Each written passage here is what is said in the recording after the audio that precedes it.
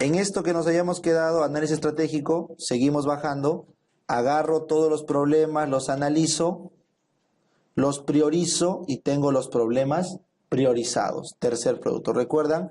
Estos problemas priorizados me generaban un objetivo general. ¿En qué momento era el objetivo general? Normativo. ¿Se acuerdan? Y este objetivo general lo volvía objetivo específico. ¿Y en qué momento era esto? Sexto producto, táctico. Entonces acá termina tu proceso completo de planificación. Entonces, el gráfico de nuestra norma respeta las fases y termina la planificación en el séptimo, táctico. Objetivos generales normativo, específicos táctico, y ahí terminó la planificación. Ahora, en este caso, problemas priorizados, ¿qué será acá? Diagnóstico, pues, ¿no? Este es el momento diagnóstico. ¿Se acuerdan que les dije? Diagnóstico. Entonces, ahí terminó la planificación. ¿Cuál es el siguiente paso? La operación. ¿Y qué les dije que era la operación? El momento operativo, ¿qué eran las actividades? La chamba, el día a día, el caminar. Entonces, las actividades o momento operativo es el séptimo producto y esto ya, esta parte de acá, ya corresponde a la organización. Por eso en esta lámina les pongo así, para que recuerden que las actividades, el momento operativo o la organización arranca al final. Es el séptimo producto. ¿Ya? Ahora yo les pregunto, ¿cuáles eran los únicos recursos sobre los que podíamos trabajar? ¿Recuerdan? Recursos humanos, financieros y materiales. Por eso las únicas actividades que pueden ser son de inversión, el tema financiero para comprar materiales, gestión, que es el uso de los recursos materiales, financieros, lo que sea que tenga, y salud, que es el acto médico. Entonces, las únicas actividades que un gerente en salud tiene para hacer son aquellas que combinen su personal, su material y sus finanzas. ¿Cuáles son? Salud. ¿Cuáles serán las actividades de salud? Las atenciones médicas, ¿de acuerdo? Las atenciones médicas. ¿Cuál será una actividad en gestión? Cualquiera que disponga los recursos. ¿Y cuáles serán las actividades de inversión? Básicamente las compras. Las compras. Invertimos en recursos materiales. Recursos materiales. Entonces, fue pregunta de examen. Las únicas actividades que se pueden programar son de salud, de gestión y de inversión. ¿Ya? Y estas actividades, chicos, se tienen que poner en una matriz de programación según Gantt. Pregunta también. Gantt es una herramienta para programar actividades. Es el último y octavo producto. La matriz de programación de actividades de Gantt. Y acá les he traído. Este es el Gantt. Gantt dice que tenemos que... este de acá es el Gantt, el que está en cuadritos. Gantt dice que tenemos que tener primero todo esto que ven de rojo. Esto que ven de rojo corresponde a la fase de planificación. Tenemos un problema priorizado que puede ser, como les dije, de salud, gestión o inversión. Este problema priorizado tiene un objetivo general. Este objetivo general puede tener actividades, componentes, ¿correcto? Pero tienes que cumplir una meta. ¿Qué dijimos que era la meta? Unidad, cantidad y tiempo. ¿Se acuerdan? El objetivo, ¿cómo se llamaría? Cumplir la meta es cumplir el objetivo específico, ¿cierto? La meta es una medición del objetivo específico en unidad y cantidad. Entonces, para repasar esto, acá les traigo el algoritmo del proceso del marco lógico. ¿Qué es el marco lógico? Es la forma como se piensa en gestión. Tengo un problema. ¿Ese problema qué hago? Lo priorizo. Según el problema priorizado, ¿qué obtengo? Objetivos generales. Este es momento normativo. Cada problema priorizado tiene nudos críticos de solución. Estos nudos críticos me van a ayudar a contener los objetivos específicos. ¿Qué momento es este? Táctico. Y del momento específico recién saco las actividades y las actividades saco las tareas. ¿Ya? Entonces, en este caso, vamos a poner acá, los problemas priorizados dan objetivos generales y estos generales dan objetivos específicos, como ves acá. Estos específicos dan actividades y estas actividades tienen que ser, los objetivos, perdón, específicos tienen que ser medidos con metas. Entonces acá está, mira, la misma lógica. El objetivo operativo también se llama objetivo específico. ¿Por qué era específico? Porque tenía unidad, cantidad y tiempo. Es expresado ¿en qué? En metas operativas, porque tienen unidad de medida, cantidad y tiempo. Son metas. Y estas metas, no se olviden, suelen ser anuales. Y para llegar a las metas se proponen indicadores. Pero ojo, los indicadores ya corresponden a la fase de control, no a la fase de organización. Entonces, en esta parte de la clase, lo que busco explicarles es, una vez que has establecido tus objetivos específicos, como ves acá, tienes que armar las actividades y tareas que van a salir de ahí. Eso sigue al marco lógico. Y las actividades y tareas, componentes de las actividades y tareas, siempre están en función de una meta que hay que cumplir. Y esta meta, como ves acá, no es más que la medición anual de unidades y cantidades y tiempo de la consecución de un objetivo operativo. Entonces, vamos a ponerlo en cristiano, ¿ya? En cristiano, un ejemplo en cristiano. Entonces, yo tengo problemas priorizados. Por ejemplo, no me va bien en salud pública. Pero salud pública es crítico para un ingreso. Entonces, como objetivo general será, quiero mejorar o rendir al máximo posible mis preguntas de salud pública. Es un objetivo general, etéreo, general. Luego, ¿qué vas a hacer? Lo vas a hacer específico. Usando los nudos críticos, tú dirás, oye, a ver, el problema priorizado es salud pública, ¿correcto? Ya, objetivo general, mejorar mi nota en salud pública. Pero los nudos críticos, ¿qué me han dicho? Me han dicho que epidemia es clave, salud pública es clave, luego gestión, luego estadística. Pero de los cuatro, este es el más tranca porque el maíz es un rollo. En cambio, epidemia sé mejor, casos y control está más bacán y gestión parece sencillo. Entonces, según estos nudos específicos, estos nudos críticos, yo creo que debo poner como objetivo específico, plum. Ahí viene la primera. Aumentar mi nota promedio en epidemiología a más de 14 para fines del 2017. Y para verano del 2018, aumentar mi nota de gestión más por encima de 14. Punto. Ya me olvido de salud pública, ya fue. Pero el nudo crítico me dijo, voy a hacer los objetivos específicos. Entonces, ahí tienes tu objetivo específico. Entonces, en función de ese objetivo específico operativo, te trazas metas. No van a ser anuales, pues en este ejemplo, ¿no? El examen es en un año. Entonces, habrá que cambiar a metas mensuales, por ejemplo.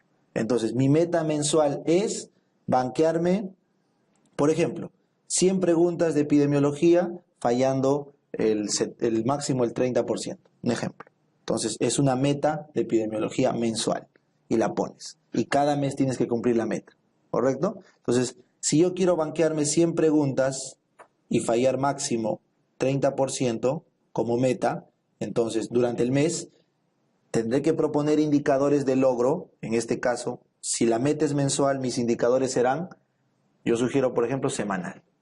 Un indicador es, cada semana en mi simulacro debo ver cómo está mi nota de salud pública. Es un indicador. De tal forma que cuando el indicador se esté cumpliendo, yo haga mis 100 preguntas, cada fin de semana tienen 20, ¿no? De salud pública. Tienes 40, 20 por 4 fueron 80, ponte que de epidemia sean la mitad, tienes 40, te faltaría hacer unas 60 preguntas en casa y ver si no te equivocas más del 30%. ¿Me entiende? Entonces la meta se mide con el indicador, pero la meta ¿qué es? Lo que quiero conseguir del objetivo operativo. ¿Cuál es el objetivo operativo en este ejemplo? Subir mi puntaje de epidemiología para fin de año de por más de 14. ¿Y de dónde salió ese objetivo? De un problema priorizado, que era salud pública.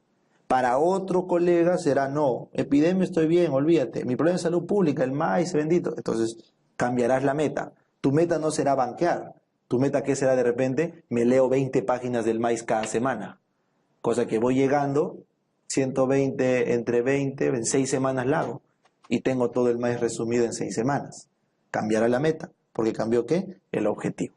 ¿Está bien? Entonces, eso es la idea de la parte el momento táctico, que es el poner la meta, momento táctico. En cambio, una vez que has terminado el momento táctico, o sea, tienes la meta, tienes el objetivo específico, el problema, las actividades o componentes que tú hagas, en este caso están de rojo, pero corresponden ¿a qué? Vale acá, jalen una flechita acá. Que esto es lo que hizo Gantt, pues. Gantt lo hizo hace muchos años. La actividad, Gantt lo puso después del objetivo, ¿ya? Porque tiene que ir con el objetivo, es lógico, pero la actividad, como ven en nuestro documento interno, es un proceso operativo. Entonces, esta actividad de Gantt, no te olvides acá, ya corresponde a la parte de organización, ¿ya? De organización. Y esta actividad tiene que tener un costo, eso es el tema de dinero, tiene que tener una fuente de financiamiento para ese costo, ahorita lo explicamos, tiene que tener un responsable que lo haga, un indicador de logro y un cronograma. Entonces vamos a hablar de cada uno de ellos. Entonces, la actividad o tarea, que es la parte final ¿de qué? De este proceso del marco lógico, la actividad con sus tareas es la parte final de este proceso que venía de los objetivos específicos, tiene que tener un costo. Costo se refiere a cuánto dinero me va a costar esta actividad y o tarea. Hay una diferencia entre ambas. Ahorita lo vamos a decir, pero van juntas de la mano. Entonces, el costo se saca sumando el precio de todos los recursos. Por ejemplo, ¿cuáles eran los 3 recursos que habían? Humano, material y financiero. Entonces, los recursos humanos, trabajadores, médicos, materiales y financieros, todos tienen un costo, nunca lo olvides. Los médicos tienen un costo, los materiales tienen un costo, la plata tiene un costo, por eso el banco cobra intereses, porque el tener la plata es un costo. Entonces, al final, tú sumas el total de costos por cada actividad, ¿correcto? Luego, estos costos tienen que estar financiados. Alguien tiene que pagarlos. Entonces, Gantt decía, tiene que haber una fuente de financiamiento. Una fuente donde venga el financiamiento. Esta actividad tiene que tener siempre un responsable, el cual recae la gestión. Hasta ahí está fácil. Y como toda actividad, como va para lograr una meta, debe tener ¿qué? Un indicador. ¿Para qué es el indicador? Para ver cuán cerca de la meta estoy con esa actividad. Finalmente, se le hace un cronograma en el tiempo para ver, esto es en el tiempo, para ver cómo se va a llevar a cabo. Entonces, esta matriz, como ves acá, es una matriz claramente de Gantt. En cambio, arriba está como viene en la pregunta de examen. ¿Cómo nos ha venido? Nos ha venido. En la parte del MINSA se olvidan de toda la parte del problema, objetivos, todo, y arrancan con actividad y tarea. Arrancan con actividad. Luego a la actividad y tarea le dicen de qué meta y de qué recurso va a disponer. Luego el costo de los recursos, el indicador, el cronograma y al final pone el responsable. Entonces, si tú te das cuenta, entre la matriz Gantt de abajo y la matriz del MINSA, solamente hay un reordenamiento de la información. Pero la pregunta de examen fue la de arriba. Actividad, meta, costo, indicador, cronograma y responsable. Entonces, ¿cómo les recomiendo que se aprendan esto para que no sea un estrés?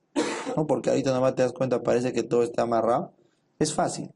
Primero, la meta siempre tiene que estar antes del indicador.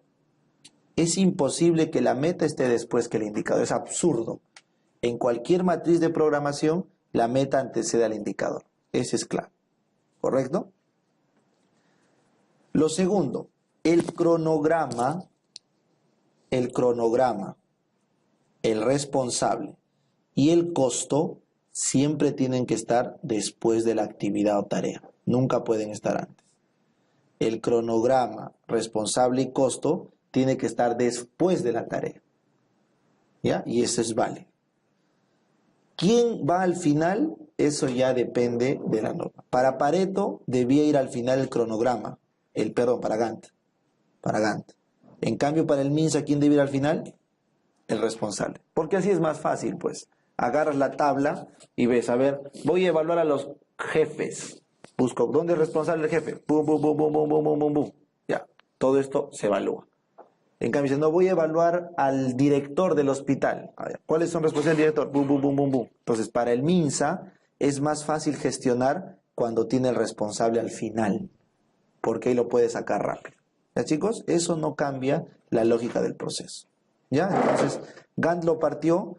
Esto que está en rojito, parte de la planificación. Lo que está en azulito es la parte organización. Les dije que actividad lo metamos en organización para fines de pregunta. Saquen actividad y métanlo en organización, siguiendo el marco lógico. Y finalmente, el orden de costo, responsable, cronograma, eso va a depender de la fuente. Arriba está lo del MINSA, abajo está lo de Gantt. Muy bien. Ahora lo que les dije, ¿cuál es la diferencia entre actividad y tarea? Es sencilla. La tarea es específica, la actividad es general. Por ejemplo, vamos a salir en campaña de vacunación. ¿Eso qué sería? Actividad. ¿Cómo serán las tareas? La enfermera recoge el material.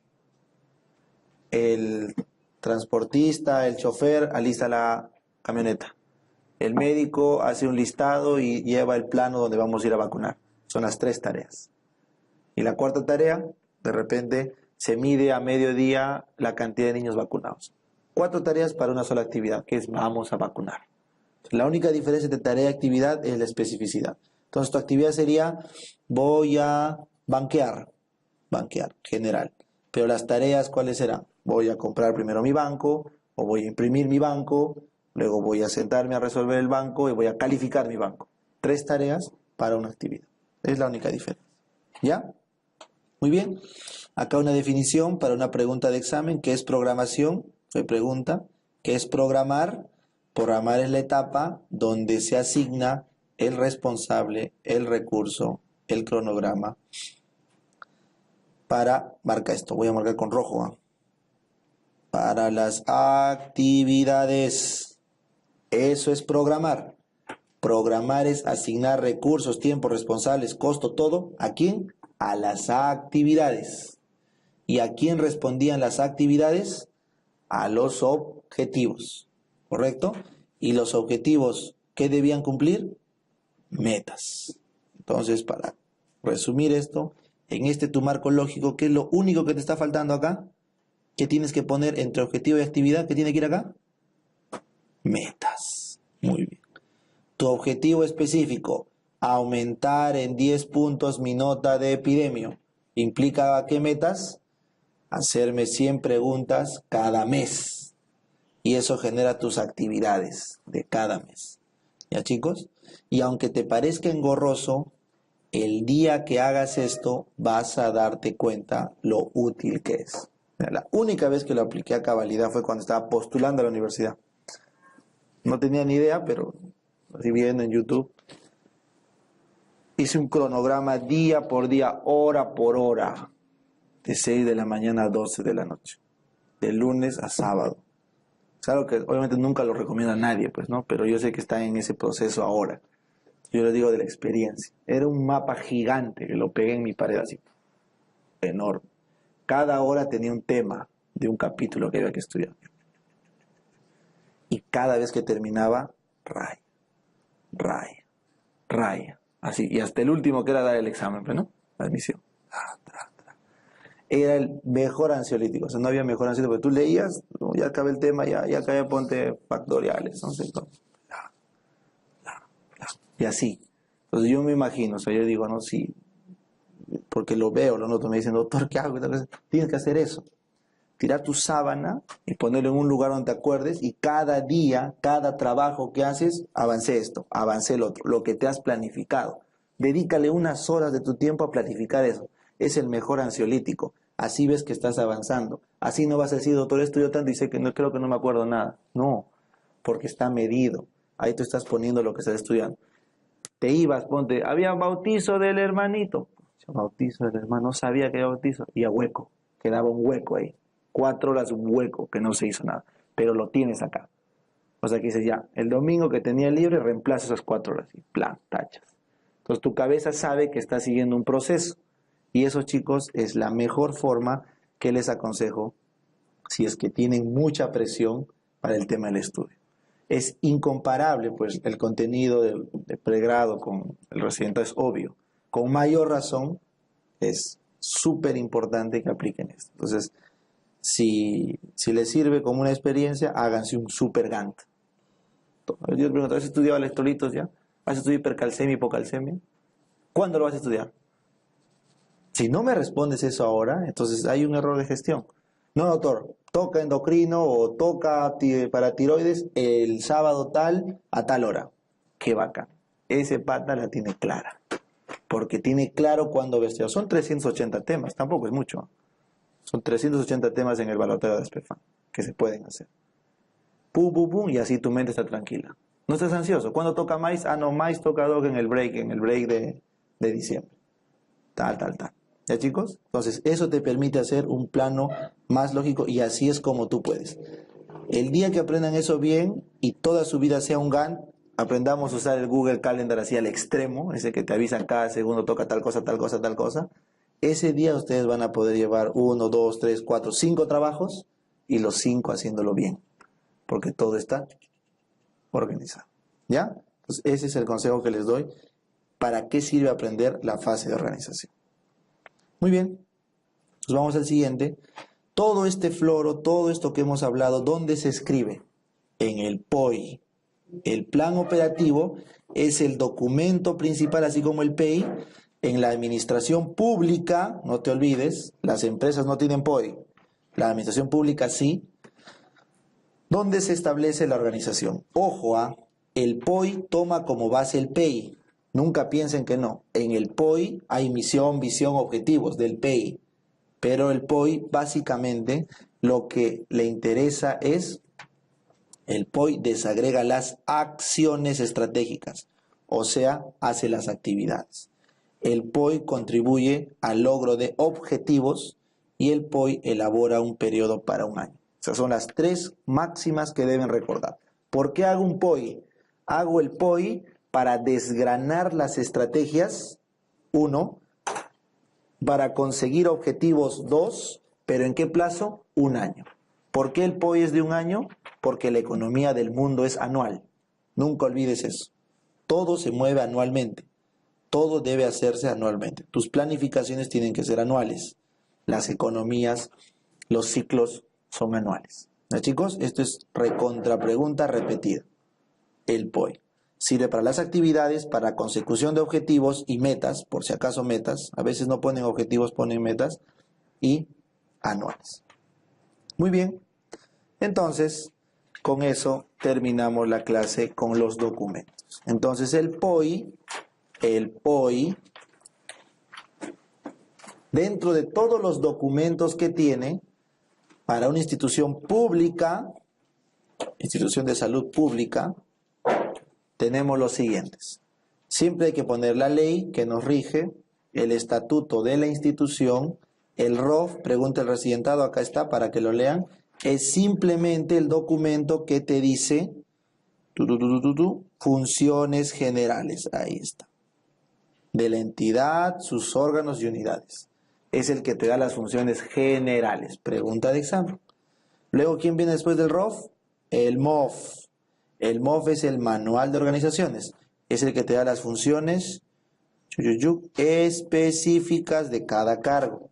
No se olviden, ustedes donde sea que vayan a trabajar, siempre pidan su MOF. El único documento donde dice lo que tenemos que hacer en la parte pública es el MOF. En la parte privada a veces no lo ponen o lo tienen medio así, al final se hace de todo, pues, ¿no? Pero en la parte pública, el MOF es el que nos dice qué hacer. ¿Correcto? Luego, el MOF siempre obedece a un CAP. El CAP es el cuadro de asignación de personal. ¿Cuánto personal necesitamos para cada una de las dependencias? ¿Ya?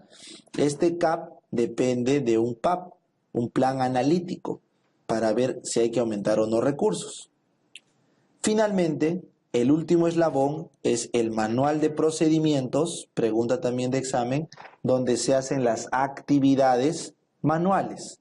Un procedimiento, por ejemplo, ¿cómo tiene que ser la colocación de una vía? Se hace esto, luego esto, luego esto. Es un manual de procedimiento. ¿Cuál es el manual de procedimiento para los médicos? ¿Qué nos dice qué hacer? Las guías de práctica clínica. Paciente entra con tal, se le pide tal, a las 2 horas se le revalúa con tal, y se deriva o no se deriva. ¿Qué creen que es eso? Un manual de procedimientos. ¿Por qué la medicina actualmente está normalizada en procesos de guías de práctica? Porque es la mejor forma de asegurar calidad en el proceso. ¿Ya? Esto es las guías de práctica.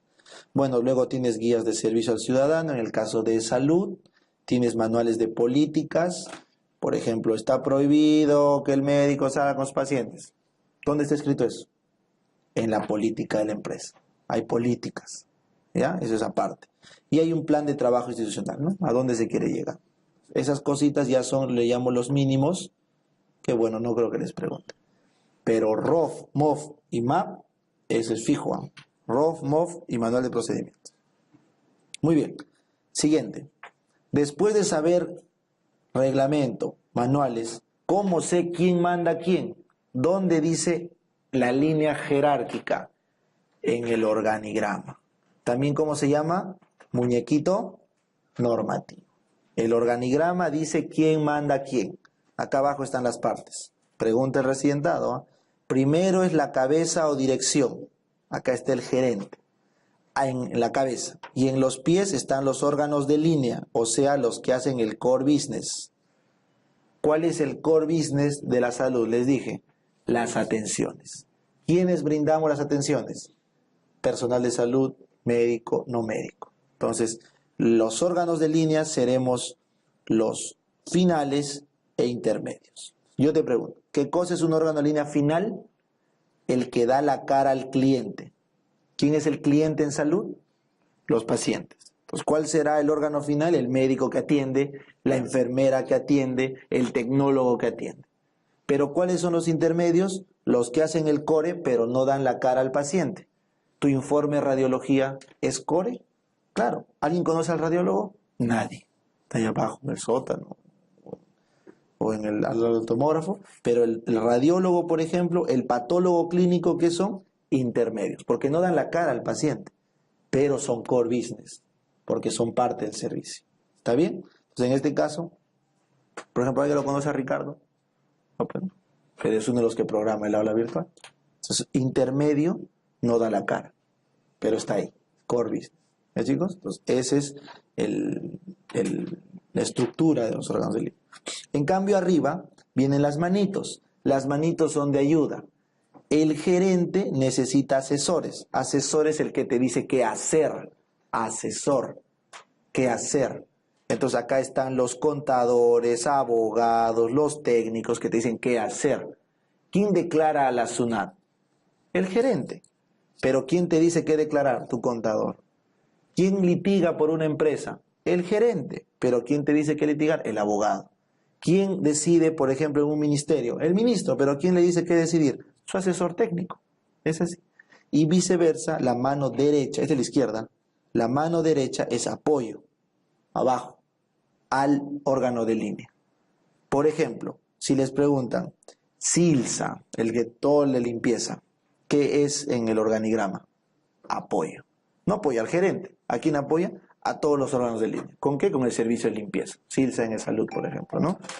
Luego, si te pregunto, el departamento de estadística, apoyo a todos los órganos de línea, ¿correcto? Y la más tranca, ¿no? Farmacia. La farmacia, ¿qué es? ¿Órgano de línea o apoyo? Farmacia, doctoras, drogas, órgano de línea. No, apoyo. Nunca te olvides. En la atención de salud, ¿con qué concluye la atención de salud? con la receta, la prescripción, el alta, el informe médico, ahí muere. Si el paciente compra o no compra, se aplica o no se aplica el tratamiento, eso ya es parte posterior del proceso de atención. Entonces, en el caso de eSalud, como eSalud también incluye medicamentos, nosotros en la visita en eSalud pasas con el interno de farmacia, ¿no? Pero en el MINSA, como no incluye medicamentos, todo termina en el RP, ya la familia compra, fuera compra. ¿Entiendes? Entonces, la farmacia es un apoyo, porque no es obligatorio. No es obligatorio que tenga una farmacia el establecimiento. ¿Ya? Muy bien. Entonces acá les han puesto, esto es un ejemplo, ahí está la dirección general, asesor jurídico, calidad, los coordinadores. Bueno, acá no está en orden a los bracitos. Luego tienes órgano de línea, acá la división ejecutiva de trabajo y la identificación de riesgos, ponte, ¿no? Lo han clasificado. Podría ser departamento de medicina, departamento de cirugía, ponte. Pero siguen siendo de línea, los piecitos. Y acá todos los órganos. ¿Ya, chicos? Esa es una forma de hacer bien un organigrama. Muy bien. Y para terminar la clase, vamos a hablar de los niveles de atención. Y ahí con esto termina, esto es lo que más manejamos, súper fácil.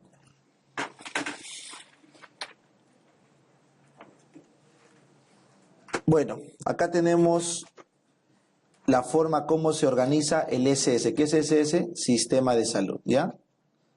Esta diapo no tiene por qué estar acá, solo que la pongo acá porque como estamos en organización, recuerdan, organización es la forma como se hacen las actividades, entonces nuestro sistema de salud se organiza de esta forma. Pero esta diapo es un asterisco, póngale, está colada, porque de acá deberíamos pasar a control. ¿Ya? Deberíamos pasar a control. Pero todo este hueco que vamos a hacer ahora y en la próxima clase es un intermedio entre organización y control. Entonces, ¿cómo se organiza nuestro sistema? Facilito, se organiza por categorías. Pregunta examen, ¿eh? ¿Qué es una categoría? Es un atributo de la oferta, o sea, los hospitales, que según su tamaño, su tecnología y su resolución, cual y cuantitativamente le asigna una categoría. ¿Qué categoría puede ser? 1, 2 o 3. ¿Correcto? Entonces, los niveles de atención 1, 2 y 3 corresponden a las categorías de tamaño, tecnología y resolución que tienen nuestros establecimientos. El 99% de los establecimientos, ¿de qué nivel son? 1. El 99% son nivel 1. ¿Ya? Eso se llama categoría. ¿Y cómo se llama el proceso por el cual te asignan tu categoría? ¿Cómo se llama eso? Categorización, que es obligatorio actualmente según la nueva norma. Según la nueva ley, todos los establecimientos tenemos que categorizar, incluso tu consultorio privado. Tienes que pedir categorización. Es obligación, ¿ya? No se puede pagar un seguro a un establecimiento sin categorización. Es como comprarle a uno que no tenga factura, algo así. ¿Ya? Es ilegal pagar como seguro a un establecimiento sin categorización. Lo primero que tienen que hacer es categorizar cualquier establecimiento que tenga, incluido un consultorio. No es igual categorizar a habilitar. Habilitar también es obligatorio, es un proceso permanente, pero te lo da la autoridad sanitaria. Tú para abrir tu consultorio, tú pides un permiso para que te autoricen, te verifica el MICE, sí, correcto, califica el consultorio, muy bien, tiene las condiciones, el tamaño, todo, abres, te da la autoridad sanitaria, según los requisitos legales. ¿Quieres abrir tu clínica? Pides permiso para que te habilite. Y aparte tienes que pedir para que te categorice. Son dos cosas. Puedo trabajar con la habilitación y tengo que categorizarme para recibir financiamiento. Si no, no pagan los seguros. ¿Ya? Luego viene algo que es opcional. Pregunta, chicos, ha venido un montón de veces, no sé por qué, la acreditación, sobre todo en ENAMSE Salud. Acreditar es un proceso voluntario, temporal, que no lo hace el MINSA, la autoridad, lo hace un privado, una empresa, mediante requisitos consensuados, para ver qué calidad. Aunque no lo crean, chicos, la calidad no es obligatoria. Por constitución y en general en todo el mercado, no es obligatorio la calidad. Hay estándares mínimos, eso sí, mínimos, pero de ahí a ser mejores nadie te obliga. La constitución no te obliga a ser mejor, te dice esto es lo mínimo. Si tú quieres ser mejor, ya es tu rollo. Entonces, ¿cómo se llama aquel proceso en el que en el ámbito privado y público se mide la calidad de un establecimiento con otro? Acreditación. Pero quien acredita siempre tiene que ser un ente independiente. No puede ser el MINSA. Tiene que ser un ente independiente, ¿ya? Por definición. Y esta acreditación es voluntaria, nadie te puede obligar. Ponte que no acreditas, Roche, ¿no? Nadie te puede obligar. Es temporal y son requisitos consensuados. Por ejemplo, hay un grupo fuerte chileno, se ha comprado a Ricardo Palma, y con eso Ricardo Palma acredita como una clínica de altísima calidad, de tal forma que los super seguros del mundo, en Perú, ¿cuál es la única clínica o una de las pocas que tiene esos estándares? Ricardo. Entonces, donde viene acá un mega empresario con un seguro non plus ultra y acá le da un infarto, su seguro solo le cubre clínicas con ese estándar. Vale, porque el seguro sabe que en otras clínicas con otro estándar, el paciente muere, lo demanda, entonces cubre ciertas clínicas. Entonces, en la parte privada se pelean los seguros en función de su acreditación. Eso pasa bastante en Cusco, por ejemplo. En Cusco, como van los gringos con sus seguros, tienes que acreditar un mínimo para que sus seguros puedan ser usados en tu clínica, si no, no. Y habían 2 nomás que cumplían. De esas 2, una quedó viva. ¿Se imagina? Todos los seguros internacionales de los turistas del Cusco solo podían servir en esa clínica, porque tenía la acreditación para el seguro que pedía. Solito, por hacer ese sistema.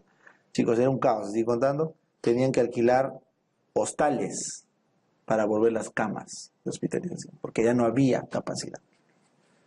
¿Por qué? Por la demanda. ¿Ya? Por la demanda. Entonces, igualito está pasando acá. A medida que aumenta la economía en salud, hay que acreditar.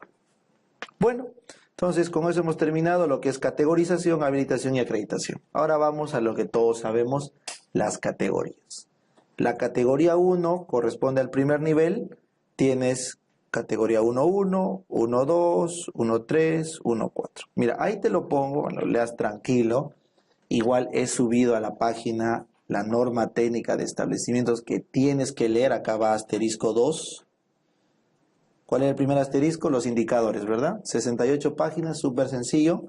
Asterisco 2, norma técnica de categorización de establecimientos. Esta sí es tranca. Hay que leerlo. Cada vez viene algo más que nos sorprende más. Entonces, como resumen, porque no se puede agotar a una clase y también leer la norma sería ocioso. Entonces, esa es una cosa que ya tienen que hacer. Pero como resumen, el nivel 1.1, el dato que tienen que hacer es que no hay médico. Eso sí no puede faltar en la pregunta. Hay enfermera, técnico, obstetriz, lo que tú quieras, pero no hay médico, porque el médico es el agente principal de salud. De tal forma que la categoría 1.1 básicamente se encarga de ¿qué? De pura consejería. Consejería y por ahí atender inicialmente una emergencia, pero nada de atención de salud. Por eso todo es promoción, prevención, participación ciudadana, todo, porque no hay médico, no se puede tratar nada. Ni la enfermera, ni la obstetriz, ni el técnico están en las condiciones para prescribir y diagnosticar medicamentos. Yo sé que en obstetricia hay todo un grupo fuerte, ¿no? Para patología materna que se puede prescribir, ya ese es un rollo. No vamos a entrar en ese rollo, pero la prescripción implica un estudio global del paciente, efectos adversos, RAMS, comorbilidades, que no permiten por la preparación prescribir. Por más que sea un Panadol, puede haber una contraindicación que en teoría nosotros como médicos sí debemos detectar. Ese es el problema. Por eso, solo cuando hay médico se vuelve 1.2. Basta con tener un médico. 1.2. ¿Correcto? Y este es el dato. Es categoría 1.2 porque tiene un médico, porque por recursos no le alcanza para más. Típica posta de serum. No alcanza más que para el serumista que puede llegar ahí porque no tiene otra opción, ¿no? Y acá viene todo el rollo de por qué nos obligan y bueno. Pero la cosa es que a un 1.2 va prácticamente un médico por obligación, que es el tema del serum, ¿no es cierto? Porque si no estaría cubierto con una plaza de mucho tiempo. No es rentable el serum porque es un médico que va, se viene, va y nunca hay continuidad en la atención, nunca. Es un sistema que no funciona porque no hay continuidad, pero a que no haya médico, ese es el gran dilema.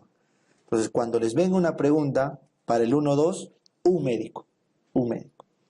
Para marcar 1-3, que es el que más les confunde, 2 médicos. 1-3, 2 médicos. Pero más importante que eso es el equipo completo. ¿Ya? El 1-3 tiene médico, enfermera, técnico, obstetriz, odontólogo, laboratorio. ¿Correcto? O sea, tiene el equipo completo de salud. Pero el dato es que tiene que haber por lo menos 2 médicos porque tienes que cubrir 2 turnos. Por lo menos tienes que cubrir 2 turnos. Ese es un dato clave. Igual que el equipo. Y por ende, como hay laboratorio, ¿qué va a haber? Mínimo un laboratorio clínico básico.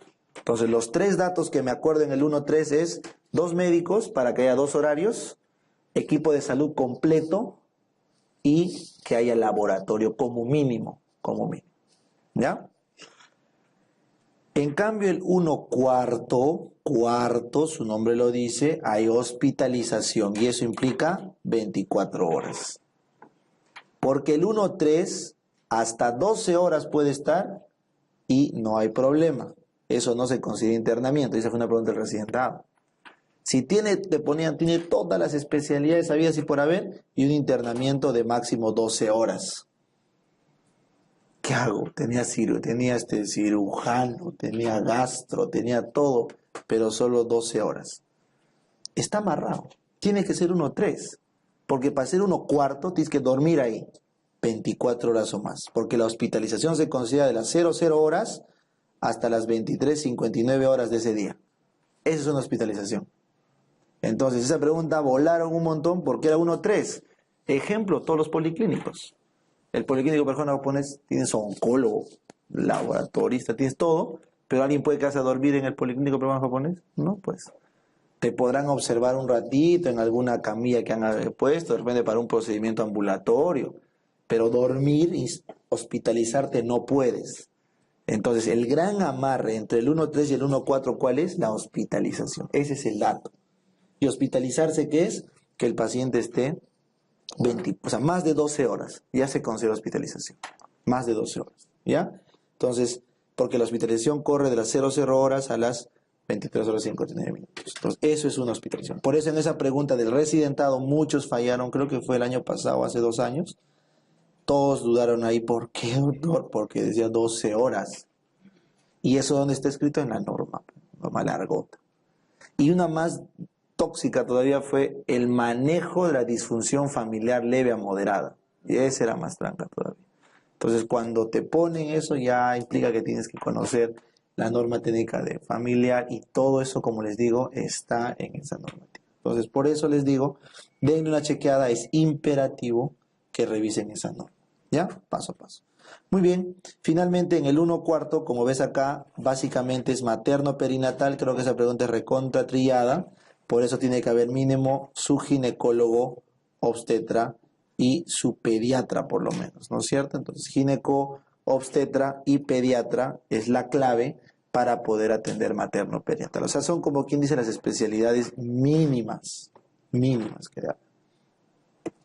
¿Cuándo evoluciona tu categoría 2? Siempre les dije, con la sala de operaciones, ¿correcto? Entonces se llama 2-1 porque tiene las 4 especialidades básicas, internista, ginecólogo, cirujano, pediatra y con sus anestesiólogos. ¿Para qué? Para aumentar la sala. La clave acá es SOP.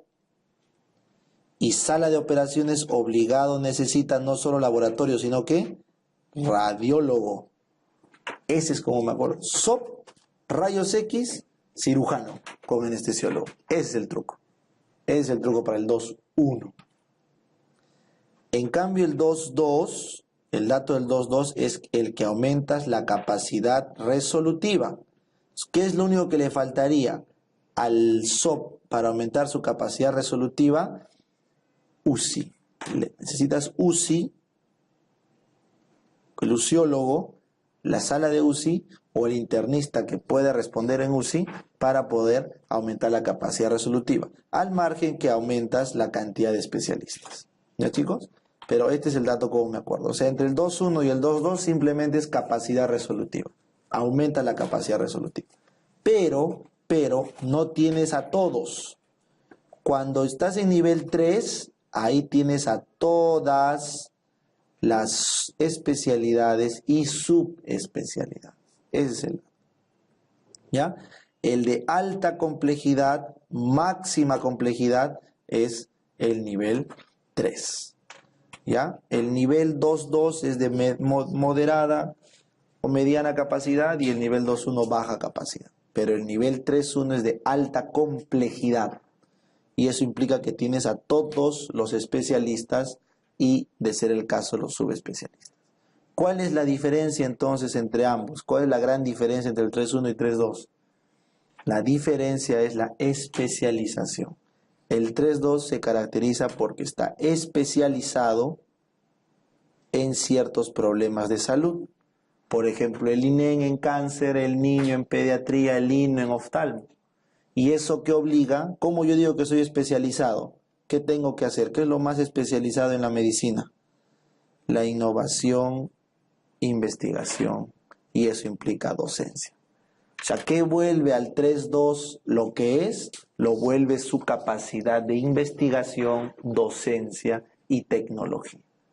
Por eso siempre les digo, cuando vayan a hacer, bueno, en este caso no, el internado debe tratar de hacerse en un 2.2, en un 2.1, y la especialidad médica siempre en un 3.2, porque ahí la capacidad de docencia e investigación es alta. Entonces, ¿por qué son tan tigres en el niño, en el INEN, en el INO? Porque los médicos de ese hospital tienen la vocación enorme para enseñar, se desbordan de vocación de enseñar. No, porque es un indicador.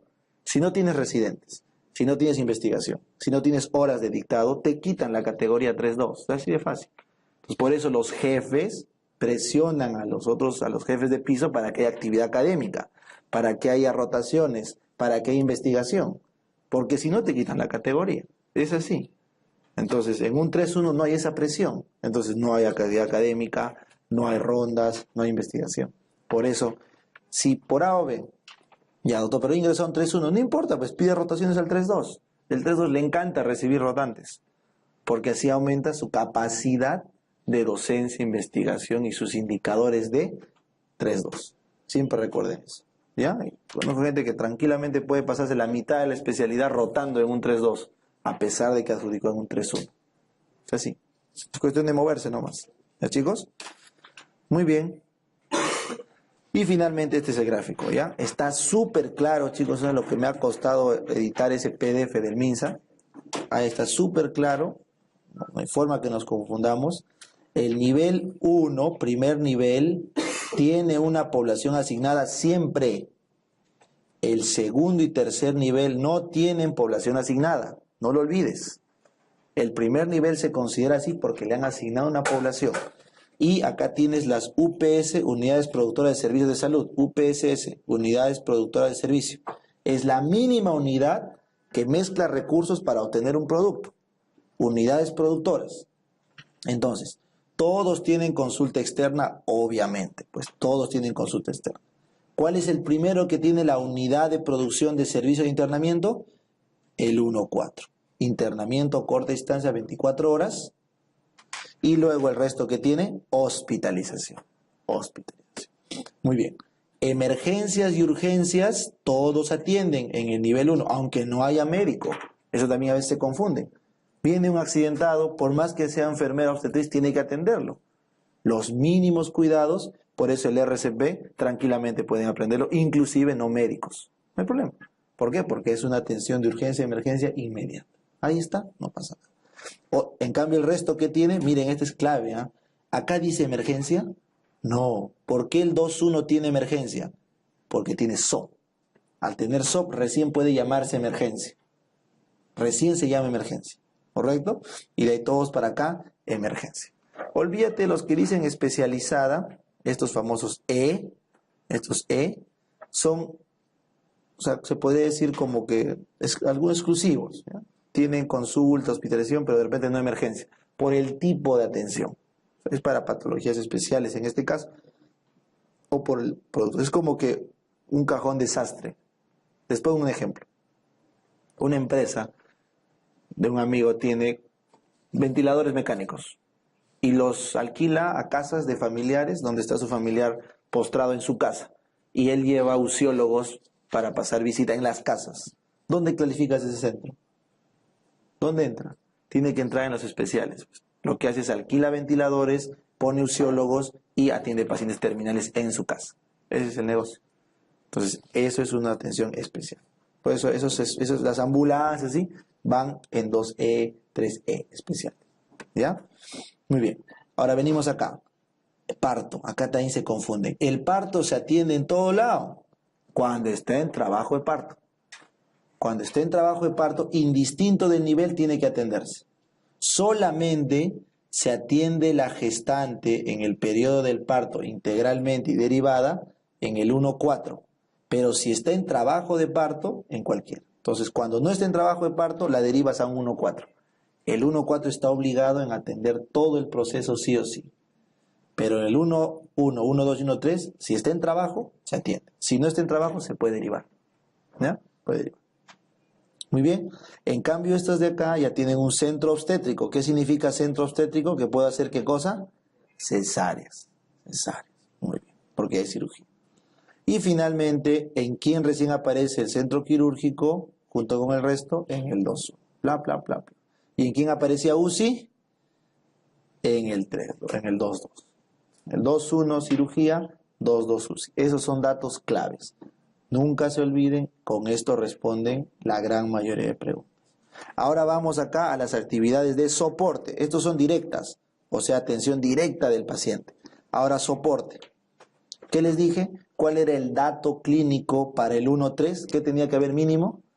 Su laboratorio. De patología clínica básica. Básica. En cambio, en el 1/4, como ya hay, igual acá, en el 2-1, como el 2-1 tiene sala de operaciones, ¿qué tenía que tener? Centro de diagnóstico. El único que tiene diagnóstico por imágenes como unidad productora de servicios es la 2-1. Ahí está clarito. ¿Ya?